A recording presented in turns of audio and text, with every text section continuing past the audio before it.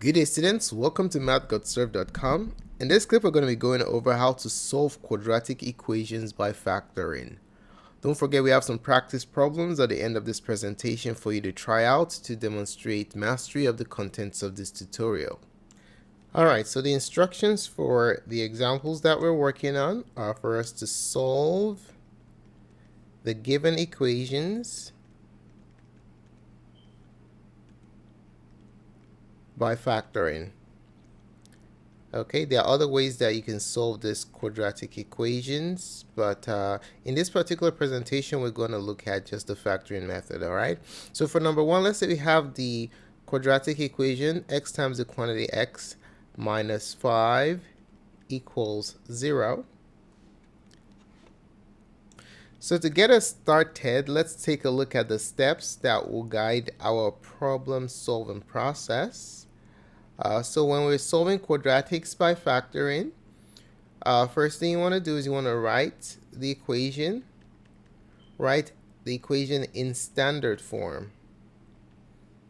All right, write equation in standard form, which is basically ax squared plus bx plus c is equal to 0. After you accomplish that, you advance to step 2, which is to factor the quadratic. After factoring, you then set factors to 0. Set factors to 0. And then lastly, you solve. Now, something to keep in mind is that the last two steps, setting the factor to 0 and solving, is known as the ZPP, the zero product property. All right, zero product property for solving quadratics. All right, so one thing to keep in mind is that in the presentation we're going over, we might be at different steps of this continuum right here. So you don't necessarily have to start from step 1. You basically consider what type or what form the problem is, and then you know where to advance, okay? So if you take a look at question number 1, we're looking at the quadratic equation given by x times the quantity x minus 5 equals 0. So in this particular state, you notice that the quadratic is already factored. Okay, it's already factored for you. Set equal to 0. So we have 1 and 2 taken care of. So we're just going to start from step 3 and then advance to step 4, basically applying the zero product property. So what we're going to do is set factors equal to 0. The quantities that have been multiplied are your factors. So set x to 0 and the quantity x minus 5 to 0, and then you solve them. In the first equation, x equals 0 is already in the solved state, so we just advance to the second one.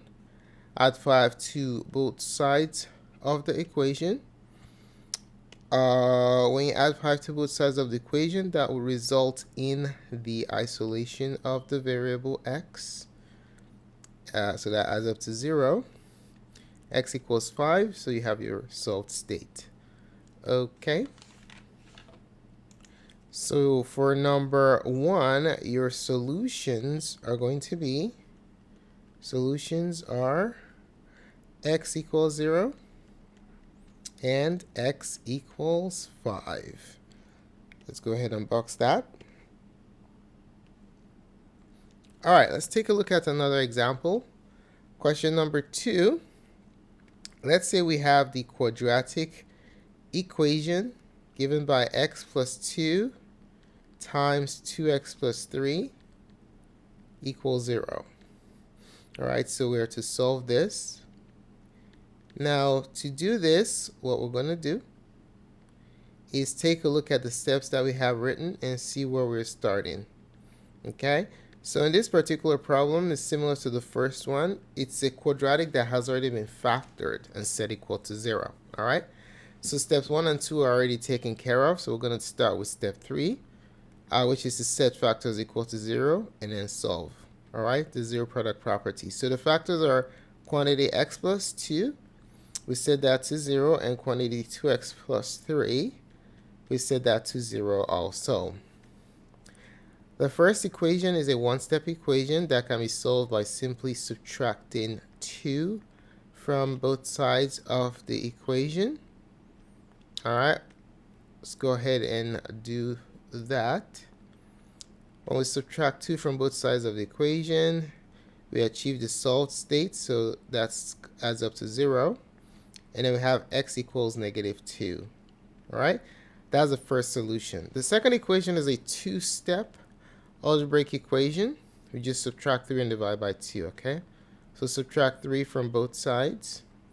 When you do that, you have 2x is equal to -3, because this adds up to 0. Right? And then to finish this off, divide both sides by 2. And you get your final answer, which is x equals -3/2. So the solutions for question number 2 are x equals -2 and x equals -3/2. All right, let's go ahead and box that too. So there you have it. All right, let's take a look at question number 3. So for problem number 3, let's say we have the quadratic equation given by 5x squared equals -12 plus 32x. Okay, so for this one, we can clearly see that we have to do additional work here compared to the other two. This equation is not factored and is not in standard form. So we're going to start from step 1, which is to place it in standard form, okay? So in standard form, all the terms will be on the left side in descending order of degree. This one is the quadratic term, the degree is 2. This is the constant term, degree 0. And this is the linear term, degree 1, okay? All right, so we need to move these and this over to the left side of the equation using the appropriate algebraic procedure. So to move 12 to the left side, we'll have to add 12 to both sides of the equation. All right, and then we'll also have to subtract. So let's add 12 to both sides. And then we also have to subtract 32x from both sides of the equation. Okay. All right, so let's go ahead and do that. That will move everything to the left side of the equation. So while we're at it, we might as well write it in standard form, okay? So there are no like terms to be combined here. So let's start from the highest degree term, the quadratic term 5x squared. Bring that down, we have 5x squared. And then the first degree term, the linear term right here, -32x. Bring that down, plus 12 equals. Then on the right side, you see that adds up to 0, and that combines up to 0 equals 0. Okay, so now we have achieved the standard form. So next step is to factor. So to factor this, we're going to play the x game. There are other ways to do it, but we're just going to use factorization for this. So create your x game or AC method, or the diamond method. AC goes on top, B goes on the bottom. In this particular problem, A is 5, B is -32, and C is 12. Okay, so it's A, B, C. All right, so AC is 60, and B is -32. So what two integers multiply to give you 60 and add to give you -32? That's the question. So just to help us out, let's make our T-chart here. List all the integer pairs that yield 60 upon multiplication. So 1 times 60 is 60. 2 times 30. 63 goes into 60 20 times. 3 times 20. 4 goes into 60 15 times. 5 goes into 20 12 times. 6 goes into 20 10 times. 7 doesn't go, neither does 8. go into 60. So ladies and gentlemen, we have all the pair of integers that multiply to give you 60. So which pair can we combine to get 32, either by adding or subtracting? We can use 2 and 30. That's the one that works right there. Okay, so let's put it in, 2 and 30. Let's resolve the signs. Since the product is positive and the sum is negative, both of them have to be negative. Okay, all right, so we're going to insert those two numbers in the middle term to help us to carry out the factorization of this quadratic trinomial here. So minus 2x minus 30x plus 12 equals 0. Okay, so let's factor by grouping. We're going to break it down the center and pull out greatest common factors from the first pair and the second pair. Okay, so let's put up our partition. Okay, red, skinny red. All right, so right down the center right here. Okay, so let's go ahead and break down the terms. We have 5x squared, so that's 5 times x minus 2 times x. And then we'll break down 30. We break down 30 using your factor tree. It's 2 times 3 times 5 times x. And if you break down 12, it's 2 times 2 times 3. All right, equals 0. Now, on the left side, what can we factor out? We can factor out x. That's basically it. Okay, so when we factor out x, it's as though we're dividing by that term. So this becomes 1. Factor it out. Okay, and we're left with 5 times x minus 2 times 1. All right, and then here we're bringing down a minus. So if you factor out a minus, this sign changes to a plus, and then this sign changes to a minus. Anytime you factor out minus from any term, the sign inverts. Okay, so factor out the minus, switch those two signs. What else can we factor out? We can factor out 2 and 3. It's common to both sides. All right, so we factor out 2 times 3. When we factor it out, it's as though you're dividing those terms out. So this 2 2's factor out, you get 1, and then these 3's factor out, you get 1.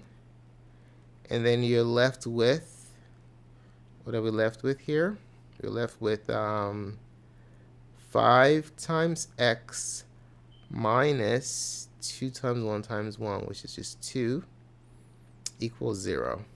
All right, let's check here to make sure we're looking good. We're looking good. How do we know? The terms in the quantity in the parentheses, the quantities in the parentheses are identical. Good, so let's reassemble them. So x times 5x minus 2 minus 6 times 5x minus 2. Okay, so now what's common on both sides of this factored equation, partially factored by grouping? We have 5x minus 2 is common. Okay, so we're going to take this 5x minus 2 and 5x minus 2, and I'm going to factor it out. So when we factor out 5x minus 2, it's as though we are dividing by that quantity. So this will become 1. That's gone. And then you're left with x minus 6. Bam, bam. Group them together in their own parentheses. Grouping equals 0. All right. So ladies and gentlemen, we just completed step number 2, which is to factor. And then now what we're going to do next is step 3 and 4, the zero product property. Set factors to 0 and solve. Okay. So we're going to take 5x minus 2, set that to 0, and then x minus 6, set that to 0. All right, the first one is a two-step algebraic equation. Add 2 and divide by 5. So let's go ahead and do that. So we add 2 to both sides of the equation. When we add 2 to both sides of the 2 to both sides of the equation. That will result in the isolation of the variable term, 5x. So we're going to have, that adds up to 0. You get 5x is equal to 2. And then to finish this one off, you just divide both sides by 5. And you get your first answer, which is x equals 2 over 5. Okay.